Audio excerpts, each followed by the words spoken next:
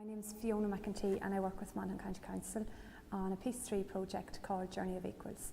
It's an intergenerational project and it's a county-wide project. We were delivering different programmes around the 5 towns in the county. Monaghan County Council applied to the Peace 3 fund to deliver a programme within the county. There was opportunities to deliver programmes that would bring young people and older people together to encourage peace and reconciliation, I suppose break down barriers, improve relationships between the generations and encourage improved interaction. There's a variety of programmes in Ballybay. We delivered a baking programme, which is a 5-week baking programme. We engaged 25 older ladies and about 12 students from the area, and under the, I suppose, expert guidance of their senior members of the community, they participated in a 5-week programme where they engaged with and cooked and learnt recipes off the older people, and they shared stories and memories of growing up in Ballybay and what it was like for that older person living in the community. It was a lovely programme. That followed on to a crafts programme and a plique in particular, which was a kind of form of sewing and crafts, and again engaged a group of older people and young people, and they all got an opportunity to make individual pieces in the lead up to Christmas that were then given out as gifts. After Christmas we moved slightly, and the projects were then geared more towards engaging older men and I suppose older teenage boys. And we had 2 projects in particular. There was a blacksmithing project and a boat building project. Both projects were under I suppose the expert tuition of an outside facilitator. The blacksmithing project went on for 8 weeks, and they worked weekly with a facilitator to produce a sundial. My name's Joe Maguire. I'm from the Ballybay area, and I took part in this blacksmith. I heard about this blacksmithing course coming up, and it was something that appealed to me to find out what exactly blacksmiths actually do apart from the stereotype horseshoe making, and I was glad of the opportunity to. It was probably the single only opportunity I ever get to find out, and we've been here now for the last 8 weeks, and Peter has taught us a great many skills of how to use the forge and the various blacksmithing tools, and how to make out the shapes and proper use of a hammer, etc. My favourite part of the project has probably been meeting all the older generation and getting it all together, because there's not much about the town now, not much courses like this about the town that involves the older generation and the younger generation together to make things, because in the like school projects and that, it's all younger generation, but this is more older and younger combined together. It's nice to learn things from them kind of thing. So my son is also participating in this course along with a number of his other school colleagues, and I think it's a great opportunity for them to find out about the great arts of metalworking, and I think every young fella here has thoroughly enjoyed the experience of getting to work with the metal and heat it in the forge and mould it into shapes, and it has created a level of communication between the older and younger participants in discussing their techniques and how they're going about it, and broken down that sort of bit of awkwardness that there can be sometimes between teenage fellas and the older generations. I was amazed that I could send 20 people to 4 or 5 forges, 4 forges most nights, and a number of anvils, and show them what to do, and at the end of the first night they all come back with the part made that I had demonstrated to them, and I think that was totally amazing. Beautiful wrought iron sundial which incorporated symbols of Ballybay within the main frame of the sundial was installed then in Ballybay in a central location in the town during an unveiling ceremony and a summer fun event that took part to I suppose acknowledge and celebrate the work of the project. The boat building project again was done with a company based in County Monaghan, Dara Limited, and they aided the group in producing a fiberglass 18-foot rowing boat, which the group made themselves over the 5-week period, and which glad to say floated when they put it on the water during the Family Fun Day and the unveiling of the boat as well for the community. And both those projects have left outputs that are going to be left within the community that can be enjoyed by many community organisations and youth and older people's groups. Where Nucleus Engineering works, this is where they make the boats. So they make the fiberglass boats. So today there is about 11 or 12 of us going to make about 18-foot boat. The first week we're just showing, the people were showing us how to fiberglass the boat, spraying it on, and then last week then we were cleaning it and then waxing it. So we were, and then we were putting some kind of a compound on it just to have a shine on it. And then now today we were just putting a bit more fiberglass on it and then rolling it into it. And we were going to put about 5 or 6 layers of that on it. I'm Tommy Ross from way down the country, a place called Raymond. Very famous place on the map. All the good fishermen come from that part of the country. Well, I didn't do that much work, but I enjoyed the whole project from beginning to end, like very interesting. I wouldn't mind doing it all again, and I would have plenty of time to do it. But anyhow, I'm well enough pleased that I was at it and enjoyed the whole thing. Very nice lads. I didn't know most of them now, and they're a great lot of boys to work with. The working wouldn't be one of the strong points of a lot of us like it. We're more interested in looking at people working. So There's 3 young people, that's including myself, and we're from Ballybay Community College. And then there is 7 older people who have more experience in this kind of engineering work, and they're glad to help us with it. So it's us helping them and then them helping us as well.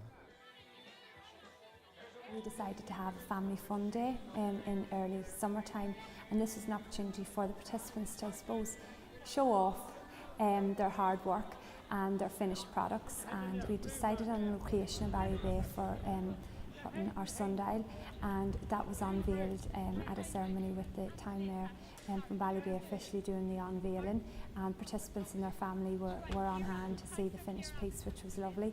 After the unveiling ceremony, the group then headed down towards Ballybay Town Park and Loch Major, where we had organised a family fun day at Loch Major. Here we were able to, I suppose, officially put the boat on the water, and the participants involved on the boat got an opportunity to row it for the first time, and I got a chance to go out on it as well. So it was a lovely day. The weather was really nice. There was lots of children, lots of families. We had bouncy castles and face painting. We had a barbecue. We had cartoon characters handing out goodies to the kids, and it was just a lovely opportunity, community event for everyone, and an opportunity for the participants to highlight their achievement and their involvement in a lovely community project. It was nice to finally get the boat out in the water. It's very, very rocky, and it's not as easy as it looks to row it. So it was nice to get it out now, finally get it launched. It was a good experience to get to do it, and it was nice to get out and finally.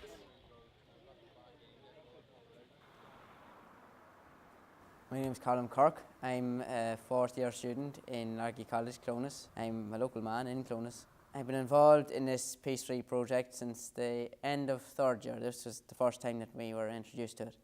And basically the project itself is a Peace 3 project funded by the European Union through the County Council offices. And it's basically an intergenerational project in the sense that we work alongside the older generations to get a perspective on what life was like in the 20s in Ireland, specifically here in Clonus.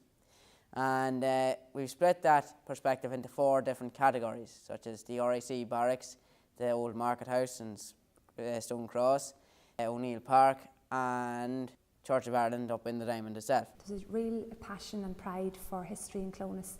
There's a lot of historical buildings, there's a lot of great interest in the heritage of the town, and so older people were interested in getting an opportunity to share some of their knowledge and some of that history with younger people. Part of the project, the group decided it would be nice to make a DVD, and it would be an opportunity to maybe have reenactments of what would have taken place in some of these areas in the 1950s. So it was a real novelty for us to get the keys to get into the Market House, and the group had an idea that they wanted to reenact an old dance in the market house. So it was their opportunity to get dressed up and put their hats and dresses on them and pretend like they were attending a dance years ago. So that was a lot of fun, and we had a couple of older people up showing them the waltzing and the jiving techniques. So I suppose the lovely thing about the Clonus project in particular is that there is a lot of key people in Clonus that have a lot of memories and a lot of stories to share, and they love the opportunity to share them stories with some of the kids, in particular Dan Kerr, who's renowned in Clonus, a couple of the ladies from the ICA who were a great help, and then George Knight as well, and Walter Pringle. There's a lot of people, and kind of don't want to name them all, but the kids had a lovely relationship. Coming to the end of the project, I know a couple of the girls says, you know, when they meet Dan or George on the street now, they'll wave and they'll say hello. So they really enjoyed the opportunity to be involved in the project. I think they were very proud of the night of the launch, where we had an official launch in the library in Clonus, and this gave an opportunity for the students to showcase their 9 months of hard work. They had a lovely exhibition where they put on display photographs, pieces of, I suppose, memorabilia that they captured. They produced models, paintings and drawings, all part of the project, and one group in particular made a lovely vintage wedding dress, and the exhibition allowed that all to be showcased to the family and friends in the community. And I think it was a very proud evening for them all, just to see their finished piece and to stand back and say we did that after 9 months. Overall, I felt this project was really beneficial to me. It was a brilliant experience over the year, and I got way closer with all my classmates. And at the end of the day, if the older generation didn't share their stories with us, they'd die out. So I'm really glad we got to share them with the young people and everyone in our community. So that was really worth the whole year of working. In Castleblayney we worked with the 2 secondary schools in the town, and in particular a group of transition year students in each of the schools. The group, again, it was a strong theme coming through in Castleblayney, and so they decided that they wanted to research, I suppose, the history of Castleblayney from the lakes of Loch Mucknow, or from Loch Mucknow, because the town is centred around Loch Mucknow. I'm Chloe McKenna, I'm in 4C, and in history we're doing a project, and the topic I selected was the Lyric Cinema. It was a huge source of entertainment in the town and employment, and dances were held, show bands played, and the Castleblayney Fogs held their bingo there. The entertainment in the Lyric Cinema was dances, the cinema and show bands. We did general research in the computer room and tried to look up archives, but there was very little about the Lyric Cinema. And a man came in to talk about the McElroy factory, and he mentioned that he worked in the Lyric for more money to put children through school, and he says that you get like €5 for working at the door. We downloaded a ticket from the internet, and we're blowing it up and displaying it and putting information we found on it. They produced pieces, lovely pieces that were then part of an exhibition on their awards evening at the end of the year. So it was a nice piece of work for them to do, and something that they were very proud of then as well come the end of the year. The other secondary school, they took part and they worked with a creative artist to produce what they called the Pig of Knowledge. I'm Anna, I come from the Castleblayney College, and I'm here in the Enterprise Center in Castleblayney. Today we started to work with the clay and to carve out our images. The legend is about a black pig who used to swim over the Loch Mucknow and always destroyed the church from the priest, Saint Meldoid, but he always tried to rebuild the church, but then he stopped because the big pig always destroyed it. We started to cut out different sections out of the clay, and we stick out images from mainly from the Hope Castle, some of the specific rooms and the railings and everything. I enjoyed the whole project a lot. I enjoyed to learn how to interview people, how to take photographs properly, and I also thought it is really interesting to get to know all the information from the people from the elderly generation. The finished Pig of Knowledge is being installed in the new play park, which is being developed in Loch Mucknow at the minute. So it's lovely that it's found a home and somewhere where other young children will be able to admire it for years to come. Another aspect of the Castleblayney project was a one-off event that we held in Castleblayney, and it was called Reflecting Back and Moving Forwards. It was a conference that was geared towards, I suppose, older women from all women from a variety of different community organisations and women's groups, from retirement groups, were all notified about the event and invited to come along. And it was looking at where we've come, where women have come from in the past, how things have changed, and I suppose where our future's going, and what we need, what maybe skills do we need to cope with maybe the challenges that are coming ahead. And we had 3 guest speakers. We had Florence Creighton, who looked and talked about In My Granny's Day and life in the past, and I just took the ladies through the day-to-day, I suppose, workings of a woman in the household 50 to 60 years ago. That moved on to a lovely presentation from Shane Martin, who's a local psychologist, and he talked in particular about harnessing strengths in challenging times. So I suppose looking at I suppose what skills we need, and I know it's a changed time that we live in now, so just looking about how can we cope and how to be resilient for what comes ahead. And then the afternoon finished with a lovely workshop on mindfulness by Mairead Flynn. Everyone walked away having taken something out of it as a result of one or all of the speakers having a kind of an impact personally on them. So it was a nice event and an opportunity to celebrate the journey that women have taken. In Monaghan, the first programme that we delivered was the Barry McGuigan Boxing Academy. This was a programme, it was an 8-week programme, and it was delivered by facilitators from the academy. And I suppose their main aim was to get older people and young people together, engage in, I suppose, a sport that wouldn't be that common, that you wouldn't imagine is something that older people would think that they would maybe be fit to do, or would be an exercise that they'd be interested in doing. It's a sport as well that has a lot of, I suppose, preconceptions. People have a lot of opinions about boxing, and maybe it's a fella's sport only, or it's only for young people, or it's a real thuggery sport, so as a result it appealed as one of them minority sports that we could engage older adults and young kids in.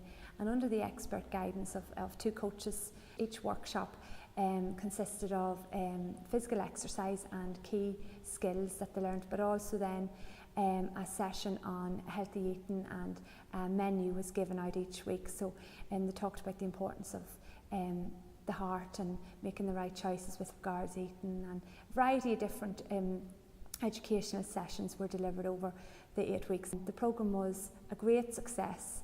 It was very, very popular, and the first in the country to be delivered by the Barry McGuigan Academy, so we were very lucky that they decided to pilot such a programme, and a great success. I know the kids that were involved came up to me at the end and said, we really enjoyed it, and can we do it again? And it was great fun working with the adults, and some of the older adults came to me at the end and said, them children are great, and I always thought kids, they're up to no good half the time, but it was lovely working with them. So you could see straight away that perceptions had changed amongst the group.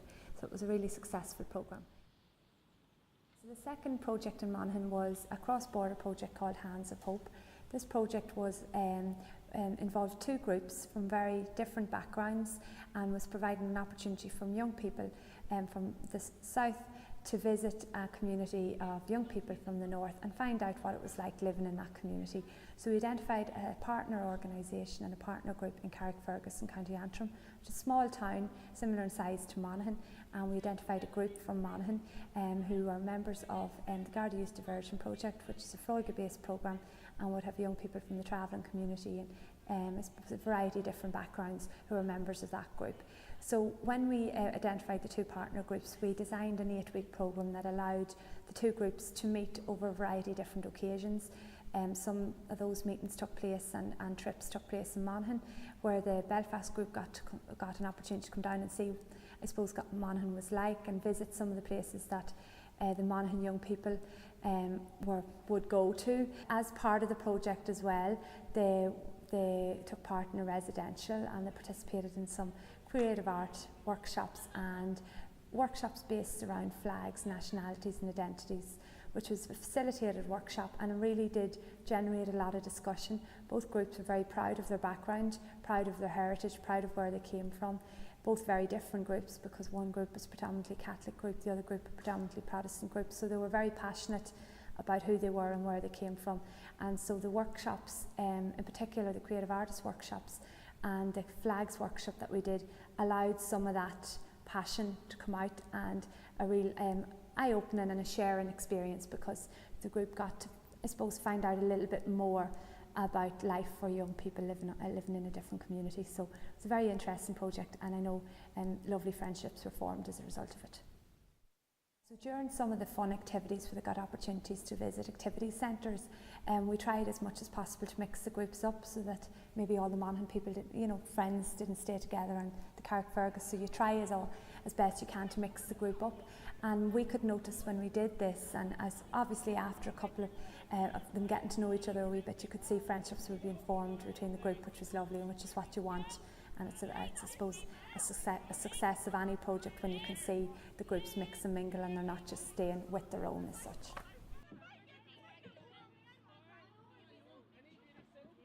In Carrickfergus, the first programme we delivered was the Barry McGuigan Boxing Academy.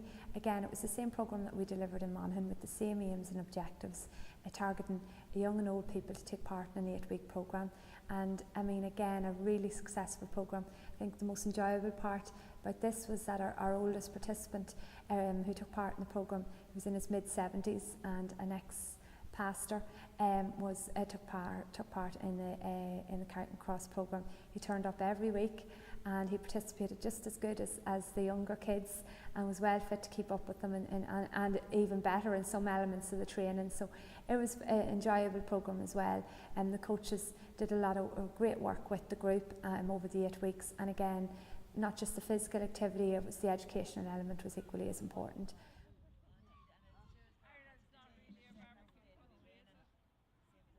The second programme in Carrickfergus then was the Carrickfergus Allotments Society programme. This programme was a lovely 12-week community project. The allotment committee had put together a proposal that they wanted to deliver a programme that would engage some of the secondary schools and young people in the town in producing a community garden that could be something that could be enjoyed by all the community. So we went ahead and we contacted the Patrician High School, and we got a group of transition year students engaged, and we also contacted Youth Reach. We had a group of boys and girls who were students in Youth Reach took part in the programme. Over the 12 weeks they worked with a facilitator to produce, landscape, develop their lovely community garden. Each group had their own key piece of work to do in getting the garden finished. The Youth Reach students were responsible for the design, creation and installation of a lovely archway, which was the centrepiece of the garden. And then the Patrician High students, they were responsible for doing all the landscaping work on the garden and planting some of the shrubs, putting in the flowers. And this was all in partnership with members of the Carrickfergus Allotment Society. Pat Tumilty here from Carrickfergus. I'm a volunteer here with the Carrickfergus Community Allotments. We're standing here on a site. This was 2.5 years ago. It was a derelict site. It was an eyesore, and it had been neglected for 150 years. The soil was never turned. And what we have here today, the camera shows it, is a beautiful transformation. I had help. I couldn't have done all this by myself. And we have a very small committee, very little finance, but we're proud of what we have achieved here today. I feel great about it, and we have a great integration with the Congolese people, different nationalities, local. We even have raised beds here to help facilitate people who are incapacitated or on a wheelchair, and that has gone down greatly with a lot of the community. I planted cabbage, spinach, onions and some salad, and other the African vegetable, because I'm African. I plant them because when we come, we have more difficult to have some vegetable, and why the immigration said we might be in this community with them to look how to can be good in the island. Rome wasn't built in a day. We're groping. We're getting there slowly. And I think with time, we'll have achieved something here. But the community garden, we're getting great vibes from people on this, because people will come in here eventually. They're coming in at the moment, but more people will come in to picnic and enjoy the area. Sit down, enjoy the fauna, relax, and speak to one another. And that is integration. And I think that's wonderful. I think it's good. So all we want to do is keep it up. What we intend to do later on is to do something for the people that are incapacitated and wheelchairs, and we intend to do raised beds here in this area. And we'll have to do flagstones, because wheelchairs will have to be able to circle the raised bed. Now, at the moment, we think this is a worthwhile project, because in this area, people are wheelchair conscious. You see, every building and even the churches, they've made areas that are accessible by wheelchairs. We are just in our infancy here, and we think that because so many people are in that way at the moment, we would like to help. And we think by bringing them in here would be enlightening for them, and it'd be an education for them too. And it would be, if you have people that are happy in their environment, they're happy and they're healthy. We also had men from the local men's shed group who helped with producing lovely ornate and original pieces of furniture out of reclaimed wood, which feature in the garden as well. A lovely and a very successful project. A lot of hard work done by the volunteers who continue to work long after the project is gone in the site for the good of the community, to ensure its upkeep, because it wasn't something you could step away from after the 12 weeks. So there's a lot of hard work goes on behind the scenes after the project's finished. But it was a real project where you could see that there was a great sense of pride and sense of community in that project, and a great respect for all the work that the particular older people from the allotments group do in Carrick Cross. And we had a lovely celebration and an opening at the site, where we got an opportunity to showcase the final finished piece to the community and invited guests. Matt Carty, Mayor of Carrick Cross. Very pleased to be here at the opening of the community garden to coincide with the allotments, community allotments that have been developed over the past number of years by a local community group. And this project in particular is something that we're very proud of. So it was a great bringing together of people of all ages. There was people from all the different communities in Carrick Cross, some of those who have moved to the town from other parts of Ireland and other parts of the world over recent years, along with, as I say, local students and people who have been in Carrick Cross all their lives. And it's a fantastic event here this morning, and it's a fantastic facility for the people of our town into the future. The real enjoyment about the Journey of Equals project is the intergenerational project allowed all of the participants to take part in a journey, and that was a learning process for a lot of them. They formed friendships, they made bonds, they got involved in community projects and found out more about the community that maybe they didn't know before they started on the project. They learned a lot. Like, a lot of the projects had an opportunity to transfer skills from that older generation to the younger generation, whether it was through the history projects or the more practical skills like the blacksmithing or the baking. So it definitely was a journey. Every participant, I feel, was on a journey, and I suppose, like any journey, people will make stops and starts in that journey, and everyone's journey is going to be very personal. So what they got out of it, I suppose I'll never know, the project might never know how much individuals enjoyed by participating on the project, but you would just hope that you provided an opportunity to form new friendships, break down barriers, improve relationships, and I suppose just get to know your community and those that live in it a wee bit better, get rid of some of those stereotypes and dispel some of them myths that might have existed previously. And I suppose that's a success in yourself. If you've achieved that with any group of people, then that's wonderful, and that's what Peace 3 and Peace 3 funding and any of these projects is all about. So it was a joy to work on the intergenerational project.